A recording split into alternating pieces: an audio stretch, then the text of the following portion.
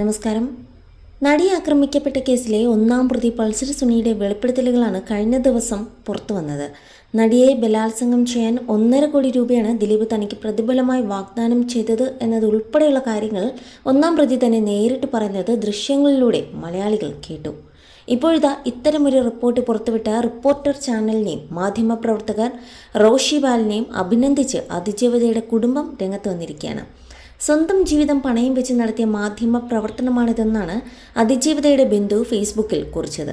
വാർത്ത പുറത്തു വന്നതിന് പിന്നാലെ വന്ന പല പോസ്റ്റുകളും റോഷിബാൽ എന്ന മാധ്യമ പ്രവർത്തകനെ വളരെയധികം വേദനിപ്പിക്കുന്നുണ്ടെന്നും ആത്മാർത്ഥമായ മാധ്യമ പ്രവർത്തകനോട് വെറുപ്പ് തോന്നിക്കാവുന്നതുമാണ് എന്നും ഞങ്ങൾ മനസ്സിലാക്കുന്നുണ്ടെന്നും അദ്ദേഹം കുറിച്ചു.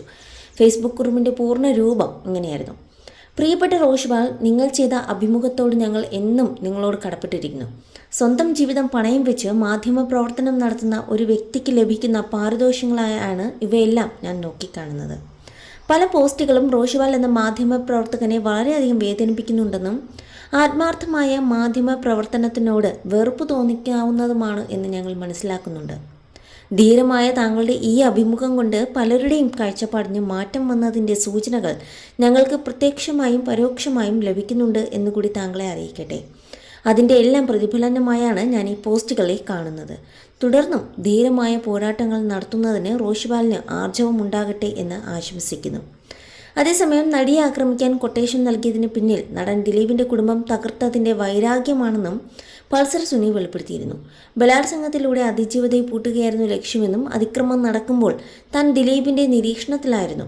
എന്താണ് സംഭവിക്കാൻ പോകുന്നതിനെക്കുറിച്ച് അതിജീവിതയ്ക്കും അറിയാം. അതിക്രമം ഒഴിവാക്കാൻ പണം തരാമെന്ന് നടി വാഗ്ദാനം ചെയ്തിരുന്നു. ആ പണം വാങ്ങിയിരുന്നെങ്കിൽ ജയിലിൽ പോകാതിരിക്കാമായിരുന്നു. എന്നാൽ താൻ അതിന് തയ്യാറായില്ലെന്നും പൾസർ സുനി അവകാശപ്പെട്ടിരുന്നു. എന്തായാലും കേസിൻ്റെ അന്തിമ വിചാരണയാണ് ഇപ്പോൾ നടന്നുകൊണ്ടിരിക്കുന്നത്. ഇന്ന് അതിനെ സംബന്ധിച്ച് കൂടുതൽ വിവരങ്ങൾ വ്യക്തമാകും. ഇതിൽ എന്താണ് സംഭവിച്ചിരിക്കുന്നത് എന്ന് വർഷങ്ങൾ നീണ്ട ഒരു വാദപ്രതിവാദത്തിനിടയിലാണ് അന്തിമ വിചാരണ നടന്നു. ഇനി അടുത്ത നമുക്ക് ഇതിൻ്റെ റിസൾട്ട് എന്താണെന്ന് അറിയാൻ കാത്തിരിക്കേണ്ടതുണ്ട്. ഇതിൽ ആരാണ് കുറ്റക്കാർ, ആരാണ് തെറ്റ് ചെയ്തത്, ഇതെല്ലാം നമ്മൾക്ക് അറിയേണ്ടതുണ്ട്.